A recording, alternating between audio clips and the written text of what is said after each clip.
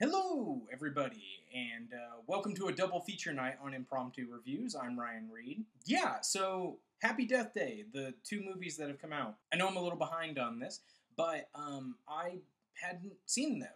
I remember when the trailer came out for the first one originally, I was kind of like, really? Like Groundhog's Day, but it's a horror movie and it's a PG-13 horror movie.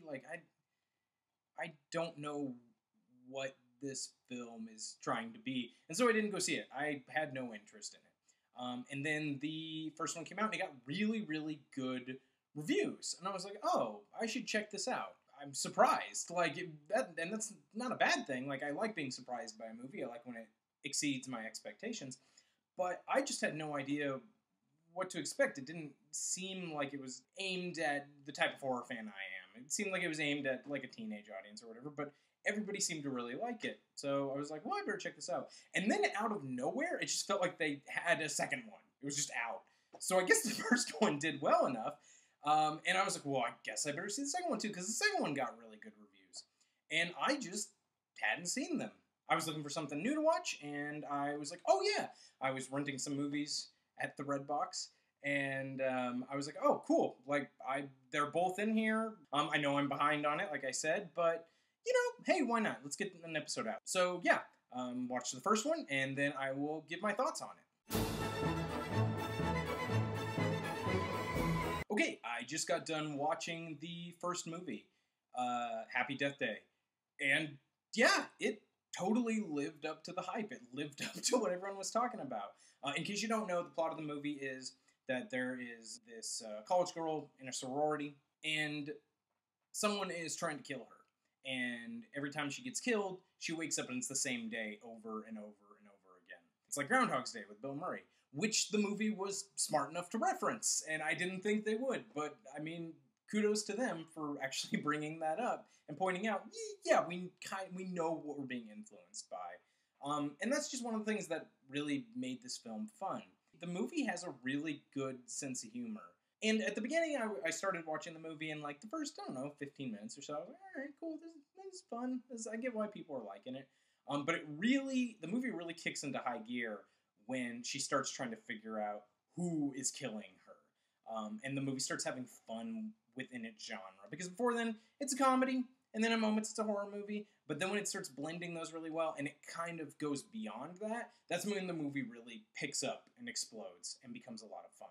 And it's not just another horror comedy. It actually gets into some really emotional stuff. I was surprised with how much it hit me at certain points when, I won't spoil anything, but there's things towards the end. Things are revealed and characters talk with one another. That's very vague, but you'll know what I mean when you get there if you haven't seen the movie. And yeah, there was some emotional weight to the movie. And I was really shocked by that.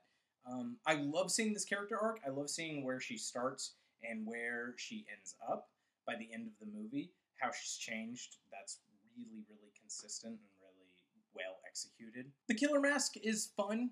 It's a big baby face. However, it's kind of weird in the movie. It's a mascot, and I don't know any actual college whose mascot would be a big baby, but it's also having fun within that genre of, this is a college movie, this is a college comedy, this is a horror movie, it's a slasher movie, so it's having fun within that. And the kills are creative, they're fun. I mean, they're not anything super original, and they're very bloodless, because it's a PG-13 movie, but when things happen, there are a few in there that I wasn't expecting. There are some really, all the supporting cast is really funny as well. Overall, yeah, the movie's just a lot of fun. There is a twist ending. Again, not to go into too much detail. It's something I saw coming. I'll say it that much. I saw it early on. The movie kind of tries to take you off that path, and then it comes back to it, and I was like, yeah, I figured that was who the killer was going to be.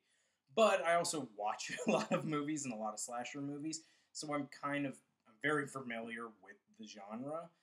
And, maybe if you don't watch a lot of these, maybe if you're like, hey, I'm looking for something PG-13, I don't want to see a lot of gore or anything, you might be caught off guard. You may not see it coming. I thought it was pretty easily telegraphed, but it was still really well done. It delivers on that ending, and it's a blast. The movie's just fun. ultimately, that's what it comes down to, is the movie is just a lot of fun. And it doesn't try to be anything more than that. It's a really entertaining, fun slasher film, horror movie, comedy, all of that wrapped into one. Making fun of the genre, but not being a parody. It's just a blast. The movie's just a blast. So if you're like me and you're like, I'm gonna wait on Happy Death Day, that doesn't really seem like my thing. No, I mean, the hype's true. Everybody who's talked about it and said, yeah, this is a lot of fun. It is. It's worth checking out. I paid $1.75 at Redbox for it, and I would pay way more for it. In fact, I did. I have the second movie because that was available for sale on Blu-ray through the Redbox for $3.99. Normally, I like my stuff to have DVD covers or Blu-ray covers, but sometimes you find good deals. So anyway, I will be back after watching the second movie. Okay, well, they are 2 for 2 on really fun movies. Just got done with the second one. Also looked up a little bit of info on the second one. Like I said, I felt like these came out in a very short distance, like between each other. And I was correct. It looks like the first film came out on October 13th, 2017, and the second film came out on February 13th, 2019. So not even a full 2 years apart, which is great, because that's how slasher movies in the 80s used to be. They were like one a year type of thing, where the Saw films was a more recent example of that. So yeah, I'd love to see another one of these. That said, this one, I still really, really enjoyed it. I just didn't enjoy it as much as the first one. This one drifted more into the sci-fi territory. So you're dealing with not just like the time loop from the first one, but you're also dealing with alternate dimensions, and things are kind of explained a little bit more as to what's going on. With that, the horror aspect is the genre that is most lost. Because the comedy is a little bit more broad, or at least it felt a little bit more broad. The sci-fi gets boosted up significantly, and the horror is still there. It's still kind of a slasher movie, but that definitely takes a back seat, which is fine. I mean, it feels like they're kind of going in a different direction, and that's okay. I don't mind that. It's interesting to see how this series developed, especially watching them back to back over the course of 2 movies. This one starts right where the first one ended. So literally watching them back to back, and with them being shot in such a short period of time, that it literally felt like a continuation of the same movie, which is cool. You can put these on back to back. They're both like 90 minutes, so they're really quick. I still had a lot of fun with this. There were shots in this one that felt like they almost even reused footage from the first movie, and that was cool to see. It, like, either they did a really great job of recreating certain shots, or they literally took shots from the first one.